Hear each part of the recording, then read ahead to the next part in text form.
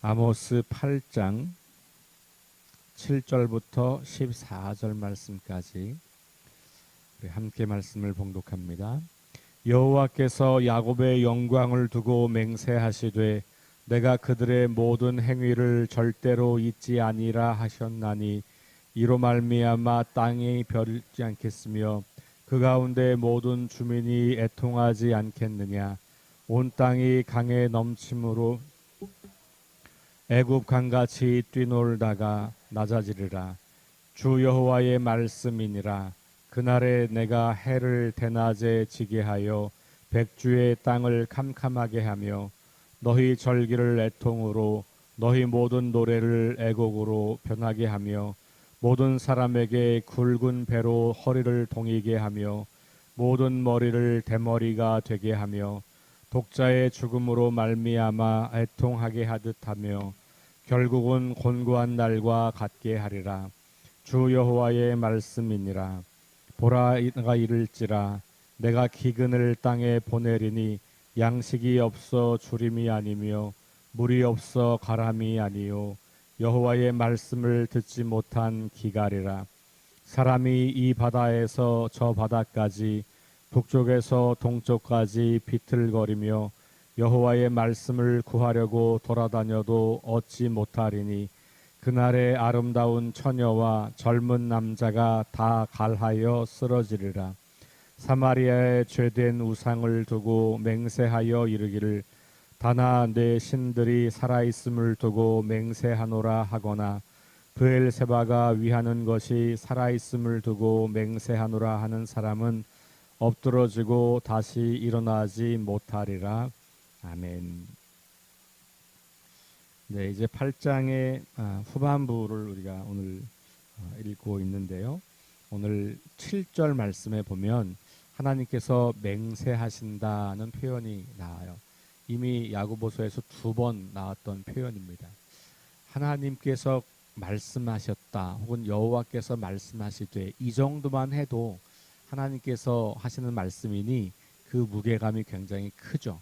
그런데 하나님께서 맹세하신다라고 하는 말씀을 통해서 하나님이 지금 말씀하시는 것이 얼마나 강력한 것인지를 우리에게 들려주고 있습니다. 하나님께서 맹세하신다고 할 정도면 그 하신 말씀을 반드시 이루실 것이다 라고 하는 매우 강한 어조라고 볼 수가 있어요. 야곱의 영광을 두고 맹세하되 이렇게 나와 있습니다. 야곱의 영광이라고 하면 북이스라엘의 어떤 번영, 풍요로움 이런 것들을 말하는 거죠. 지금까지 아모스가 계속해서 비판했던 것들입니다. 번영과 풍요 자체가 잘못이 아니라 번영과 풍요의 삶을 누리면서도 사치하면서도 연약한 자들, 가난한 자들을 돌아보지 않는 것, 더 적극적으로는 그들의 번영과 사치가 가난한 자들의 것을 빼앗아서 이루어지는 것, 이런 것들을 말하고 있는 거죠. 그런 걸 두고 말씀하시고 맹세하시는 겁니다. 그러면서 하시는 말씀이 내가 그들의 모든 행위를 절대로 잊지 아니하리라 하셨나니 이렇게 나와 있어요. 아주 두려운 말씀이죠. 하나님께서 그들의 모든 행위를 잊지 않겠다 이렇게 말씀하시는 거예요. 그러니까 한 번 했던 거 그것만 말하는 게 아니라 이제까지 모든 삶에 대해서 말씀하시는 거죠. 그러니까 하나님이 우리의 삶을 지켜보고 계시고 그것을 잊지 않겠다고 말씀하시는 것은 매우 두려운 말씀이 아닐 수가 없습니다. 하나님이 우리와 늘 함께 하신다고 하는 말씀은 그래서 한편으로는 우리에게 매우 위로가 되고 소망이 되는 말씀이기도 해요. 왜냐하면 우리가 고난받을 때, 우리가 어려움 처해 있을 때 하나님이 보이지 않는 것 같은 그 절망적인 현실에서도 성경이 말하는 이 믿음, 하나님이 늘 우리와 함께 하신다는 믿음을 갖는 것은 대단히 큰 소망과 위로가 되는 말씀이죠. 그래서 그 힘 때문에 그 어려움과 고통을 견뎌낼 수 있어요. 그런데 우리가 아무런 문제가 없을 때에도 하나님이 우리와 함께 계신다라고 하는 말씀은 두려운 말씀일 수밖에 없습니다. 왜냐하면 우리가 아무런 일이 없을 때, 아무런 근심과 걱정이 없을 때가 우리가 넘어지기에 딱 좋은 시간이거든요. 하나님을 잊어버리기에 딱 좋은 시간이에요. 그때 하나님을 망각하고 하나님 없는 삶을 살아가기가 딱 좋은 시간이에요. 유혹에 넘어가기가 딱 좋은 때.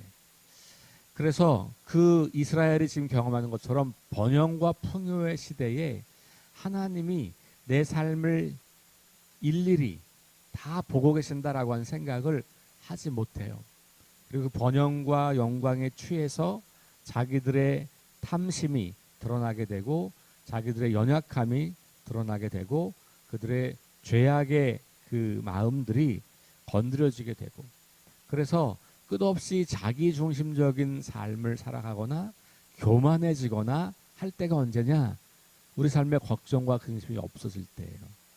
모든 것이 다 잘 될 때, 하는 것마다 잘 될 때, 사업도 잘 돼서 돈이 많이 들어올 때, 자녀들도 잘 될 때, 그러니까 뭐 모든 것이 다 잘 될 때가 실은 우리 인생에는 가장 위험한 시기라는 거예요. 왜냐하면 하나님 없이도 내 인생이 괜찮다고 생각하기 가장 좋은 때거든요. 하나님이 더 이상 나에게 필요하다고 생각하지 않을 때예요. 너무너무 잘 되기 때문에. 그런데 그럴 때 마귀는 우리를 공격하는 거죠. 이거 다 네가 잘해서 그런 거야. 야, 봐, 하나님 없어도 다 잘 되잖아. 야, 하나님이 어디 계셔? 이렇게 유혹할 때 우리가 거기에 넘어가죠. 그러니까 하나님이 우리를 바라보시고 우리와 함께 계시고 우리를 기억하고 계신다고 하는 말씀은 우리가 약자일 때는 너무 위로가 되고 소망이 되는 말씀이지만 우리가 강자가 되면 두려운 말씀으로 기억해야 돼요. 내가 혹시라도 교만하여서 하나님을 잊어버릴까? 내가 혹시라도 내 가진 것에 취해서 가난한 자들을 돌보지 않는 그런 일을 하진 않는가? 나의 풍요로움과 번영이 너무 좋아서 하나님께서 내 삶을 통해서 무엇을 원하시는지를 망각하지는 않는가? 그리고는 그것을 잃어버릴까 봐 전전긍긍하면서 더 많은 것들을 가지려고 애쓰고 수고하는 그런 삶을 살지는 않는가? 우리가 돌아볼 필요가 있는 것이지요. 오늘 말씀 속에서 내가 그들의 모든 행위를 절대로 잊지 않겠다라고 하는 이 말씀을 잘 기억해 주시면 좋겠습니다. 하나님이 우리가 한 모든 것들을 잊지 않고 기억하신다라는 말씀은 그것에 대해서 정당한 평가를 내리겠다는 말씀이에요. 기억하겠다고 하는 말씀은 단순히 그냥 기억한다는 말이 아니라 그것을 잊지 않고 있다가 그것에 합당한 대우를 하겠다라는 말이죠. 그러니 이 말씀을 두려운 마음으로 우리가 바라볼 필요가 있는 겁니다. 특별히 이스라엘 백성들에게는 이것이 내가 너희를 구해냈고 새 나라를 주었고 율법을 주었고 그래서 하나님의 백성답게 살도록 했고 잘못했을 때 계속해서 경고해서 돌아오도록 했고 이 일이 반복된 것을 말하는 것이죠. 그럼에도 불구하고 여전히 하나님께 돌아오지 않는 그 이스라엘 백성들을 향해서 하고 있는 겁니다. 그 다음에 그들의 모든 행위라고 하는 말을 이 앞에까지 이야기로 연결해 보면 다시 이스라엘 백성들이 자기들의 종교적인 열심 그러나 이웃에 대한 무관심 무수히 많은 재물을 들여서 풍성하게 하나님께 제사를 드리고 예배를 드리는 그 행위 그러나 그 이면에 남아있는 불의함과 포악함과 잔인함 이런 것들을 다 말하는 거죠. 그러니까 너희들이 나에게 가지고 오는 재물만 보고 그것만 기억하겠다 이렇게 말씀하는 게 아니에요. 너희들이 가지고 온 재물도 기억하지만 너희가 가지고 오지 않은 너희의 삶도 내가 보고 있고 기억하고 있다라고 하는 말씀을 우리에게 들려주고 있는 것이죠. 그러니까 하나님 앞에서 눈 가리고 아웅할 생각하지 마라 이런 이야기를 하는 거예요. 너 많은 재물을 가지고 와서 입술로는 나를 사랑한다고 말하고 내가 너희의 왕이라고 말하고 그렇게 나한테 미사여구를 동원해서 기도하고 찬양하고 예배를 드리지만 너희의 삶이 불의하다면 내가 그 불의한 삶도 보고 있고 그것도 기억할 거다. 그러니 거기에 합당한 결과를 맞이하게 될 거다라고 지금 경고하고 있는 것이죠. 자, 그 결과 8절 그 결과 하나님이 그들의 모든 행위를 잊지 아니한 그 결과 그 행위로 말미암아 그것을 잊지 않는 것 때문에 일어나는 일이 뭐냐? 땅이 떨지 않겠으며 그 가운데 모든 주민이 애통하지 않겠느냐? 땅이 떨고 주민들이 애통한다는 거예요. 온 땅이 강에 넘침같이 솟아오르고 애굽 강같이 뛰놀다가 낮아질 것이다라고 말해요. 애굽에서 이렇게 막 큰 홍수가 나고 그러면 땅이 막 지형이 바뀌고 이런 거를 이제 연상케 하는 거죠. 그러니까 자연 세계의 이 어떤 법칙을 통해서 심판을 경고하고 있어요. 왜냐하면 하나님이 창조주이시기 때문에 그 창조된 것들을 마음대로 바꿀 수 있는 분이 하나님이라는 거예요. 그래서 지금은 뭐 과학이 발달해서 홍수나 어떤 지진에 대한 과학적 설명이 가능하지만 이 당시에는 과학적 설명이 불가능했기 때문에 이들은 이 지진이나 홍수나 자연재해 등을 하나님의 심판으로 이해했죠. 그러니 그 애굽 사람들이 이해했던 그 큰 홍수와 범람 이런 것들로 인해서 지형이 바뀌고 사람들이 다 죽고 하는 그런 것처럼 이제 이스라엘에도 그런 일들이 벌어질 거다. 실제로 아모스가 예언을 하는 그 시대에 큰 지진이 2번이나 있었던 것을 보게 돼요. 기록에 보면. 그러니 아마도 그러한 일들이 아모스를 기록하면서 생각되었던 것이라고 볼 수가 있을 거예요. 하나님께서 이렇게 말씀하세요. 주 여호와의 말씀이니라 그날에 내가 해를 대낮에 지게 하고 백주의 땅을 캄캄하게 하고 이런 얘기. 그러니까 낮인데 캄캄해지는 거예요. 개기일식 이런 것들이죠. 이런 자연현상의 변화들을 통해서 하나님께서 이스라엘 백성들에게 말씀하고 있다라고 아모스는 지금 전하고 있는 것이죠. 이런 일들이 벌어지는 것이 그냥 되는 게 아니고 하나님께서 너희를 심판하시는 거다라는 이야기를 우리에게 들려주고 있는 겁니다. 그러면서 뭐라고 말하냐면 너희 절기를 애통으로 너희 모든 노래를 애곡으로 변하게 하며 여기 변하게 한다고 하는 말은 바꾼다 하는 말, 뒤집다, 바꾼다 이런 표현이거든요. 이미 앞에서도 몇 번 나왔던 표현이에요. 절기가 애통으로 절기는 기쁘고 축복이 넘치고 은혜가 넘치고 감사가 넘치는 때잖아요. 많은 재물을 가지고 와서 하나님 앞에 축복 드리면서 용서받고 그것으로 화목제를 드리면서 서로 나누어 먹고 친교하고 잔치를 벌이고 이런 게 절기인데 이 절기가 애곡으로 초상집의 이 곡으로 바뀐다는 거예요. 노래가 애곡으로 변한다. 같은 표현이죠. 굵은 배로 허리를 동인다. 이 상복 입는 거예요. 모든 머리를 대머리가 되게 한다. 마찬가지예요. 아주 엄청난 그 고통을 당하거나 이런 상을 당했을 때 베옷을 입고 머리를 밀고 이런 표현들이 등장하는 것을 보죠. 이거 고대 유대 사회의 습관이었던 것으로 보여요. 독자의 죽음으로 말미암아 애통하듯 하게 하며 독자의 죽음으로 애통했던 사람들이 누구예요? 애굽 사람들이었잖아요.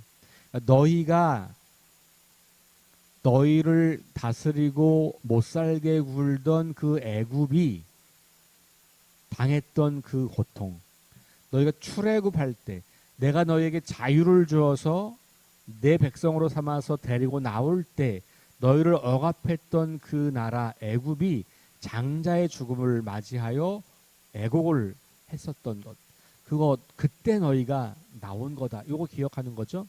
그러니까 지금 하나님이 너희를 지배하던 강대국 애굽에게 했던 것처럼 너희도 그렇게 멸망하게 될 거다라는 심판의 메시지를 전하고 있는 거예요.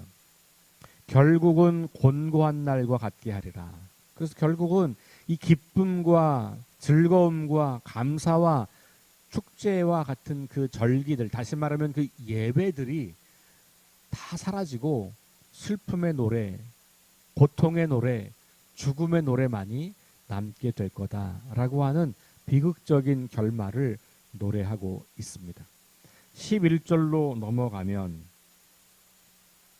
주 여호와의 말씀이니라 이렇게 시작하면서 보라 날이 이를지라 이렇게 이야기하죠. 요 날은 방금 위에서 이야기했던 그 날, 9절에 보면 주 여호와의 말씀이니라 그날에 내가 이렇게 나왔고요. 11절에 주 여호와의 말씀이니라 똑같이 시작하면서 보라 날이 이를지라 그러면서 결국 하나님께서 심판하실 날이 다가온다라는 거죠. 그날이 온다, 여호와의 날이 온다, 주님의 날이 온다. 이거 다 예언자들이 공통적으로 선포하는 심판의 메시지의 시작입니다.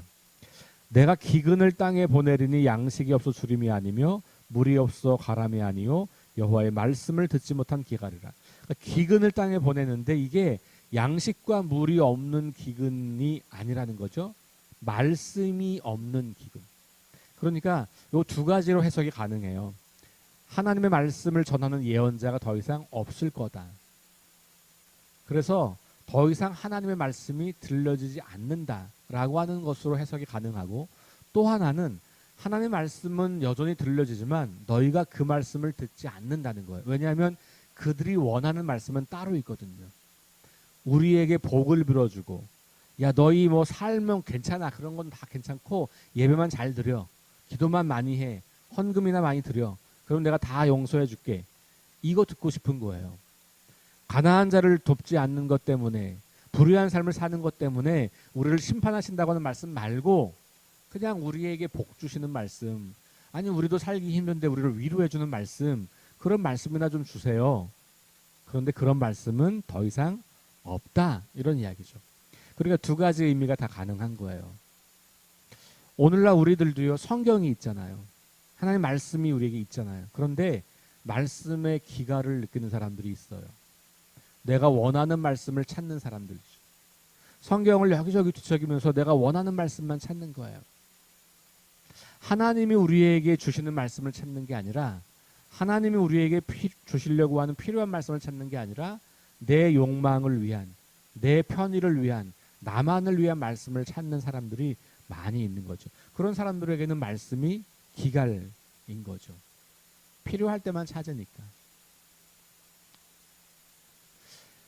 그런 것처럼 이제 이 땅에 기근을 보내는데 그게 말씀을 듣지 못하는 기갈이다. 그러니까 이것은 하나님의 심판이기도 하고 동시에 이스라엘 백성들이 스스로 얻어내는 것이기도 하다.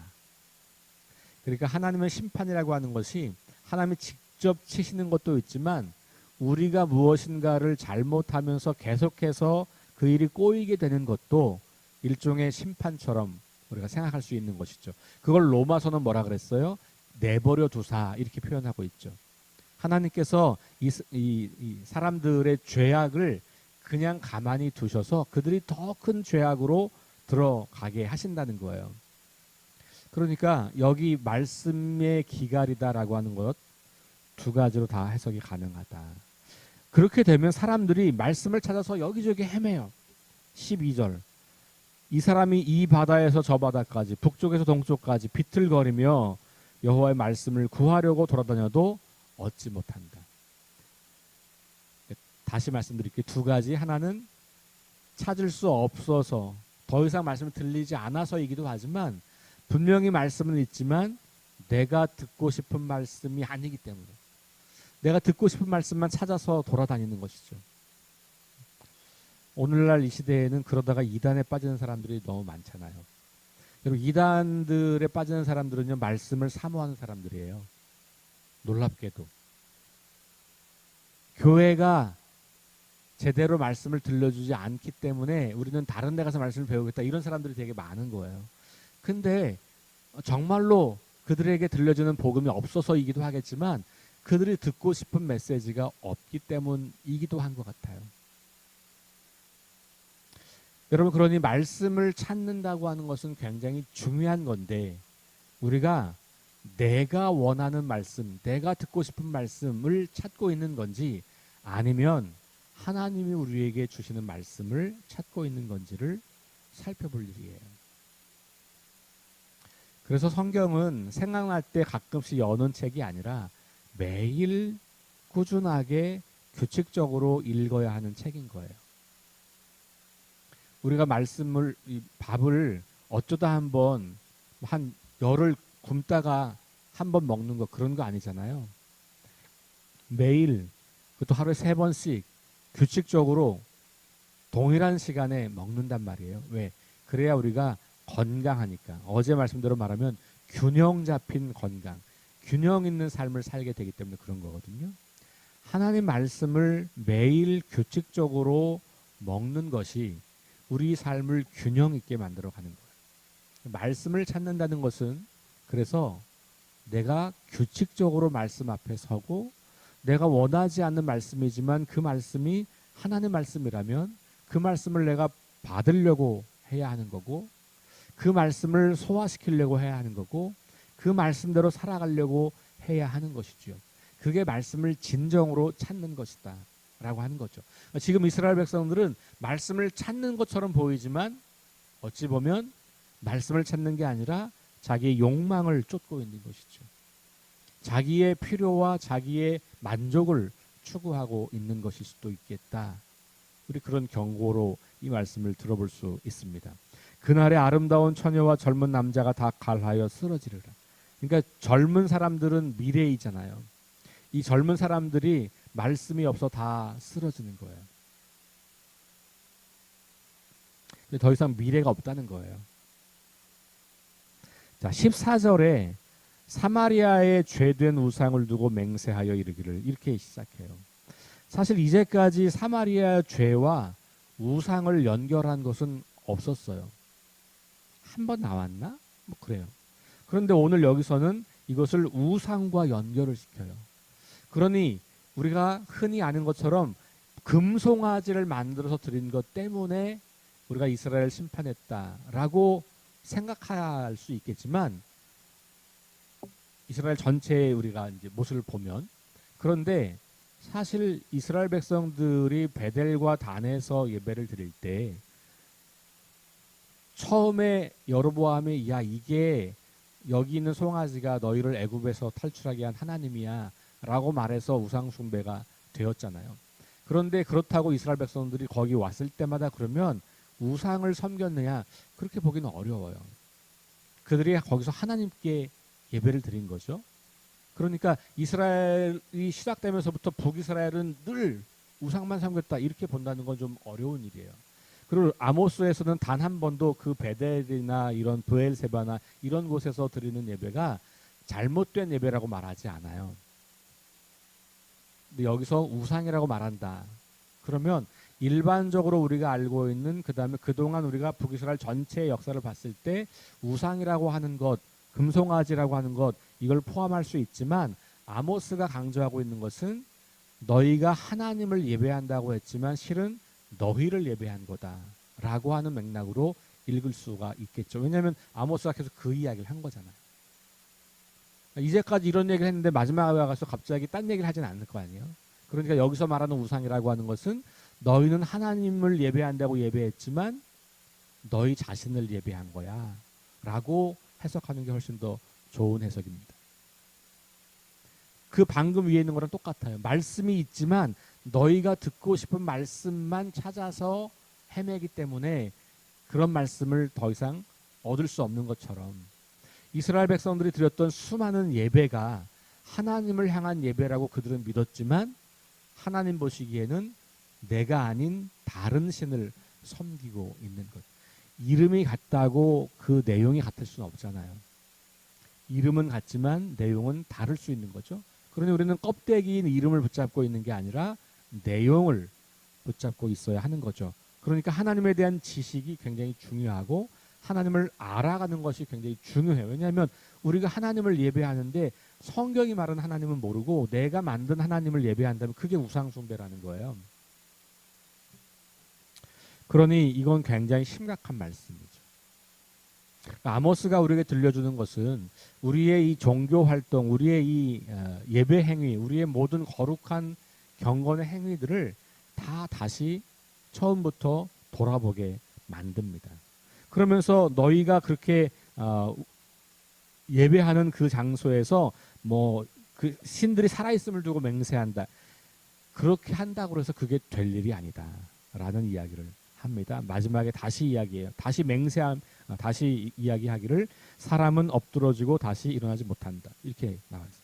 그렇게 헛된 신들에게 맹세하면 너희가 하나님이라고 여기지만 너희 탐심을 따라서 섬기는 그 헛된 신들에게 맹세하는 것들 그 다 무너지고 일어서지 못할 거다라고 하는 말씀으로 우리에게 말씀하고 있습니다. 오늘 이 이야기는 네 번째 환상과 계속해서 이어져서 나오는 말씀이죠. 그 네 번째 환상 이후에 4절부터 6절까지 7절부터 14절까지 말씀을 통해서 이스라엘 백성들에게 하나님이 심판하실 거고 다시는 돌이킬 수 없는 멸망이 그들에게 있을 거라고 하는 것을 강조하고 있는 말씀.